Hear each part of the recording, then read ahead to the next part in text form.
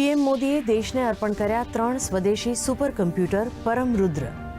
ખગોળીય ઘટના, હવામાનની આગાહી અને પરમાણુ ભૌતિક શાસ્ત્રના સંશોધન માટે કરાશે ઉપયોગ. પીએમએ જણાવ્યું કે ડિજિટલ ક્રાંતિના યુગમાં કમ્પ્યુટિંગ ક્ષમતા એ રાષ્ટ્રીય ક્ષમતાનો પર્યાય.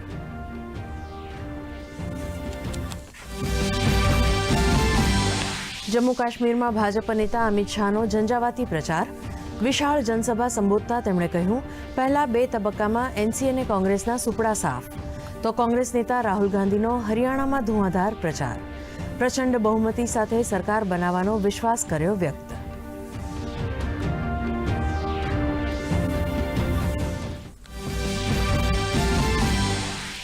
શિવસેનાના સાંસદ સંજય રાઉતને માનહાનિના કેસમાં મળી રાહત. મઝગાંવ મેટ્રોપોલિટન મેજિસ્ટ્રેટ કોર્ટે આપ્યા જામીન. ભાજપ નેતા કિરીટ સોમૈયાના પત્ની મેધા સોમૈયા ઉપર લગાવ્યો હતો ભ્રષ્ટાચારનો આરોપ.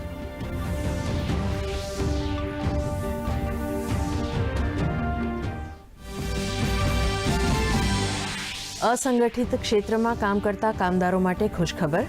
કેન્દ્ર સરકારે લઘુત્તમ વેતન દર વધારવાની કરી જાહેરાત. અકુશળ, અર્ધકુશળ કે કુશળ કેટેગરીમાં એકંદરે ₹783, 668 અને 954 પ્રતિ દિવસનું લઘુત્તમ વેતન.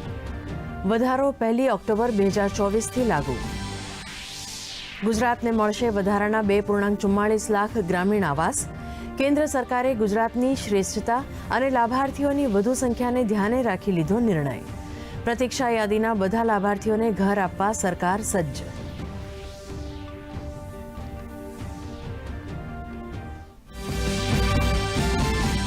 લાંબા વિરામ બાદ રાજ્યમાં વરસાદી માહોલ. અમદાવાદ, અમરેલી અને વલસાડ સહિતના જિલ્લાઓમાં વરસાદ. ભાવનગરમાં ઠેર ઠેર ભરાયા વરસાદી પાણી. આગામી 3 દિવસ સુધી દક્ષિણ ગુજરાતમાં ભારેથી અતિભારે વરસાદની આગાહી.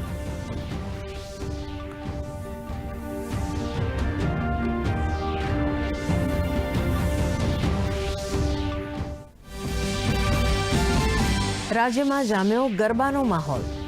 ગાઈડલાઈન સાથે ગરબાનું આયોજન કરવા વરસાદી માહોલમાં પણ આયોજકો તૈયાર. તો ખેલૈયાઓ પણ આગવી ડિઝાઇન ધરાવતા ચણિયાચોળી અને કોટી ખરીદતા બજારોમાં જામી ભીડ.